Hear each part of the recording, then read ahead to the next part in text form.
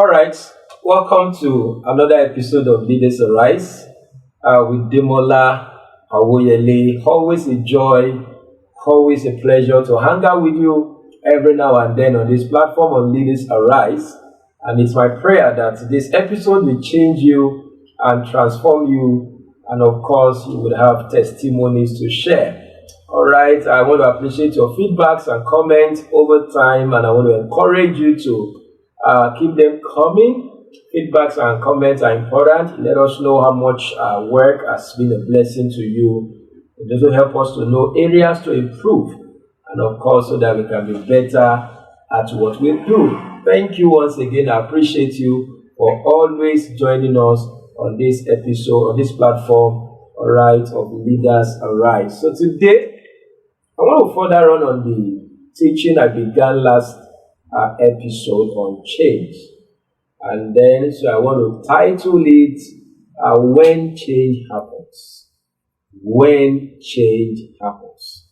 And so in essence, I want to talk about preparing for change.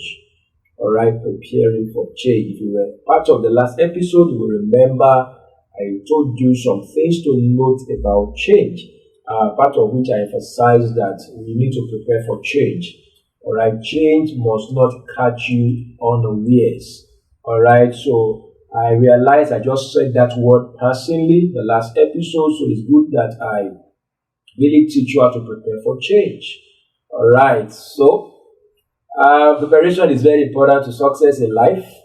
You know, you must have heard before now that when preparation meets opportunity, success is inevitable, because change is actually an opportunity to either succeed or fail, to either move forward or move backward. So such opportunities must not meet you unprepared, because when preparation meets with opportunity, then of course success is inevitable. So how do you prepare for change?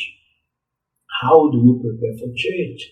How do you position or posture yourself in a way that can help you navigate whatever circumstances that come with change? And of course, how to leverage it for a life of success, all right, and productivity. So let me begin by saying it this way. Now, one way to prepare for change is to acquire knowledge. Knowledge will always be your advantage in life. All right. The scripture told us, all right, in 2 Corinthians chapter 2, verse 11, it said, "For we are not ignorant of the devices of the devil, lest it takes advantage of us." So ignorance is going to be your major problem when change comes.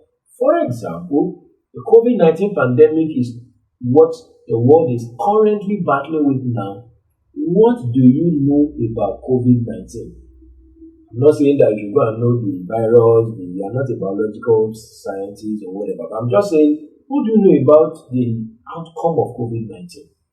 Right, where is the world teaching? What is America saying? What is China saying? What is the World Health Organization saying?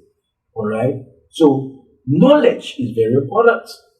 You know, Hosea chapter 4 verse 6 says, "My people are destroyed for lack of knowledge."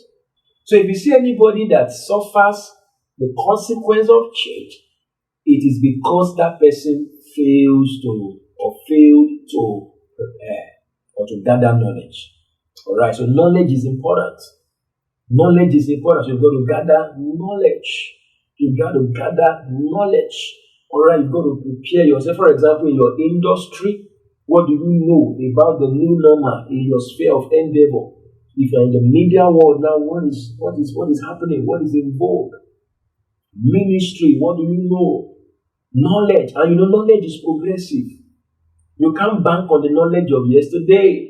In fact, the knowledge of your enterprise that you had in December 2019 may have become archaic just within 9 months.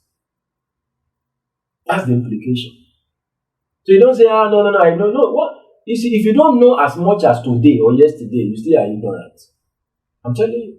I'm not talking about what you read 2 weeks ago. What you read 2 weeks ago may not be what you will need to navigate the change that today has presented.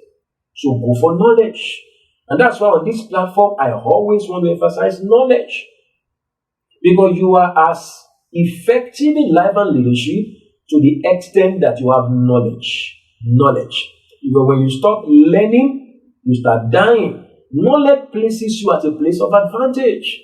So I want to encourage you to learn, gather knowledge, gather information, meet people, read materials, surf the internet. And can I tell you very quickly today that your knowledge must not be stereotyped. Your knowledge must be vast. Because we are not in an age where you will stay narrow-minded to your field. Say me, I'm a pastor, so I only read about pastor. You should know what business is saying now, because the face of business will affect the face of ministry ultimately.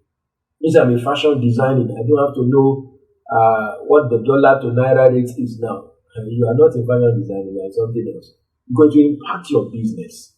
I'm telling you, it will impact your business. So this knowledge must be such as that is vast.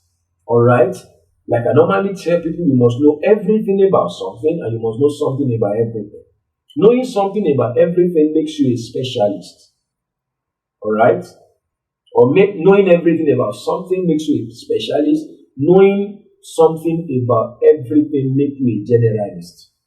Can I say it again? Knowing everything about something, maybe fashion, maybe ministry, maybe media, maybe business. You are an expert at what you do because you know everything as it were. That must be your goal anyway, about something. So it makes you an expert. But you must also know something about everything. Because everything actually connects together to impact what you do, even if you don't know or admit so. So knowing everything about something makes you special, makes you an expert.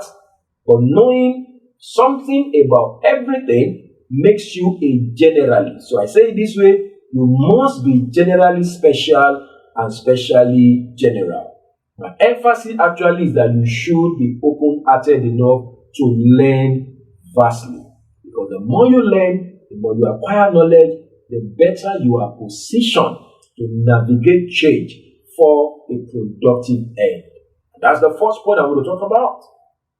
The second point I want to talk about is to change the way you think. One thing that change actually has come to introduce to us is to change our thinking. In fact, any change that does not affect your thinking, alright, will not benefit you, or you will not benefit from such change. So how do you think? How do you think? Was it Albert Einstein or whoever it is that said the significant problem, alright, that we are faced with today cannot be solved with the same level of thinking we had when the problem was created? Can I say it again? The problem you have, let me just paraphrase it to bring it down to our level. The significant problem we are having today, or that you are facing with today, cannot be solved with the same level of thinking that produced the problem. Alright? So change actually requires that you change the way you think. Some people want to change their business, they want to change the way they think. Jesus came to the world to bring change. Yeah. He brought a new normal to the world. Before the arrival of Jesus, there was a way things were done. Alright. There was a way people approached God. But when Jesus came, He came to bring change in all its entirety. And Jesus often used one word: repent. Even John the Baptist, repent, for the kingdom of heaven is at hand. And what I normally tell people is that the word repent actually means change the way you think. Change the way you think. So what change is telling all of us is that we need to repent. So repentance is not you crying before the altar in church and say, I'm sorry for my sin. You don't have to be a sinner to repent. A pastor can repent in the context of my discussion. What are you saying? You are saying, no, I'm changing the way I think. Proverbs 23 verse 7, I say, man thinks in his heart, so is he. So if change does not affect your thinking in a very significantly positive way, that change will be to your disadvantage. Number one, I said, acquire knowledge. Number two, change the way you think. Think new. Don't think old. Think new about business. You know, one powerful thought about change is this. If you are not willing to change, alright, you'll be forced to change. Because change has left you with no option. But the way you can ride on the wings of change and better your lot is to prepare. And that's what I'm talking about, preparing for change. Number one, acquire knowledge. Number two, upgrade your thinking. Number three, be flexible. Embrace flexibility. Yeah, number three, I'm going to judge us four. I'm going to be done very quickly. Number one, acquire knowledge. Number two, upgrade your thinking. Number three, embrace flexibility. Blessed are the flexible, for they shall not be broken. So, because what change is calling for actually is flexibility. Change has not come to destroy you. Change has come to shift you. But if you are unwilling to be shifted, you will be destroyed, God forbid. If you are unwilling to be shifted in business, you would be destroyed, or your business will be destroyed, God forbid. So change is calling for flexibility. What does it mean to be flexible? To be able to adapt to changing reality. Can I say that again? What does it mean to be flexible? To be able to adapt to changing reality. The truth of the matter is realities are changing. Will you adapt and adjust to changing reality? Or you will hold on to who you are or who you have been, and you will be overridden by the change in realities that we currently have. So flexibility is important. Adapt to changing reality. You may not be able to supply your product door to door in person the way you used to do it. You may have to take it online. You may have to leverage, online shops. You may have to leverage, delivery agent and all of that. Don't be like Peter in Acts chapter 10, that a sheet came from heaven, filled with all manner of four-footed beasts or animals, and the voice of God came to Peter, Peter, arise, kill and eat. You know what Peter said? Like a lot of us, we always say, Peter said, I've never eaten anything unclean before. That's your problem. You don't want to change. I've never. Some we say, I've never. I don't know what you have never done before. You can feel it in your black. I've never live stream my service before on the internet. You have to do that this time around. I've never done cashless business before. That give me my money in cash. Or I'm not doing business. You have to change. I have never done this before. I've never received lectures online before as a student. You have to change. I've not given a seminar before, a presentation before, business proposal, academic, whatever, on the internet before. You've got to do that. So don't be like Peter that says, I've never eaten anything unclean before. Because our problem most of the time is that, especially for church people, like I normally say this way, permit my grammar, this is a King James grammar. A lot of people know thus saith the Lord, but they don't know thus saying the Lord. Can I say that again? Permit my grammar by using your word. A lot of people know thus saith the Lord. They don't know thus saying the Lord. What do I mean? They know what God has said. They don't know what God is saying. I believe it was God that gave Peter the idea that don't eat anything unclean, because that is the face of life you are in. But I'm moving you to something new. I'm bringing about a change. So you got to arise and eat something you've not eaten before. Of course, that was just a vision communicating a new assignment God was giving Peter. So he had or he knew thus saith the Lord. He didn't know what God is saying at the moment. Did you see that now? Did you see that now? He knew what God had said. He didn't know what God was saying. Look at Abraham, Genesis 22 or thereabout. God told Abraham, go and sacrifice Isaac. Abraham went up, rose up in the morning, go to the Mount Moriah to sacrifice Isaac. The same God that told him, sacrifice your son, that same God said, hold on, don't put a knife on the neck of the boy. And I love Abraham, he surrendered. He was flexible enough to change what he wanted to do because there is a new normal. So flexibility will be one of your greatest advantage in navigating change for success. The last but not the least as a roundup. The last. Number one, don't forget I said acquire knowledge. Number two, upgrade your thinking. Number three, embrace flexibility. Number four, be willing to dare the unusual. Be willing to dare the uncommon. Be willing to dare the impossible. Because change will actually cause you to explore what you've never explored before. Alright? Things you've not done before. Because change will bring about. For some people, change will cause a 360-degree shift. Paradigm shift. Dare it.